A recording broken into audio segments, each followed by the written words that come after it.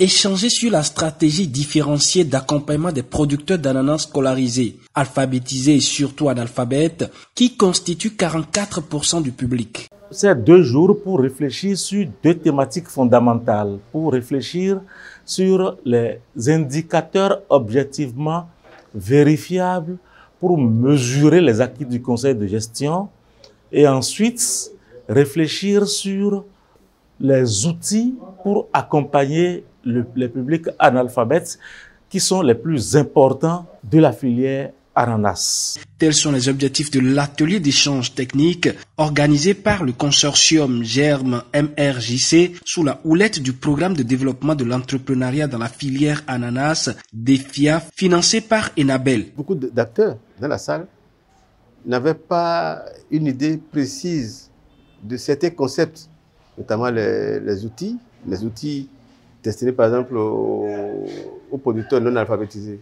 Ça, c'est une nouveauté, ça. C'est une nouveauté qui est née de notre initiative commune en 2012 et qui a été très peu mise en œuvre. Et cet atelier-là a révélé son existence et nous nous évertuerons à en montrer l'importance et l'impact parce que les producteurs non alphabétisés, ce sont des gens qui raisonnent, ce sont nos parents. Ils ne savent pas écrire, ils ne savent pas lire, mais ils savent raisonner, ils savent parler, ils savent calculer. Pendant 2 jours, les représentants des OPA de la filière, de la DCA-IFE, de l'ATDA, les responsables techniques de DEFIA, les chefs cellules communales de l'ATDA, des 11 communes d'intervention, les experts en conseil de gestion, qui accompagnent le consortium et autres invités se sont donc retrouvés à Alada pour harmoniser leurs points de vue autour des points inscrits à l'agenda de l'atelier. Au fur et à mesure que nous avançons, de ces genres d'ateliers nous permettent d'améliorer les insuffisances et des pratiques qui étaient décrites de manière théorique. Ici, on vit avec la réalité. Ça permet aussi à nous, et partenaires qui accompagnons les cabinets et la TDA dans la mise en œuvre du conseil en gestion, d'assouplir nos positions sur certaines situations et de réorienter aussi un certain nombre d'actions.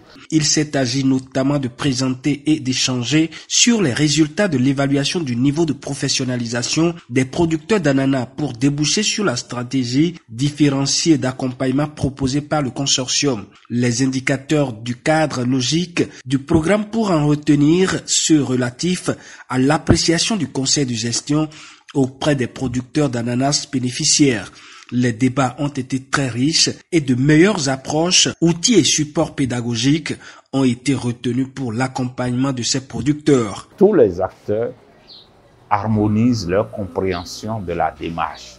Donc ça veut dire que tout le monde sait désormais où on veut aller, qu'est-ce qu'on veut faire ensemble, comment le faire ensemble.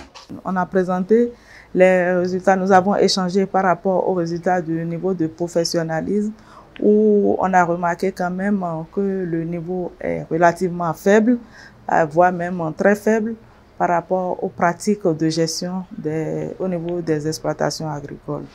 Nous avons échangé par rapport aux résultats qui sont issus de cette évaluation. Et il y a eu des actions de renforcement qui ont été planifiées par le cabinet et nous sommes en train d'échanger par rapport à ces actions qui sont planifiées et le mode d'accompagnement. Comment est-ce qu'il faut accompagner, surtout qu'il y a au moins 44% des producteurs qui sont des analphabètes. Avec le programme DEFIA Enabel, la filière a de beaux jours devant elle au Bénin.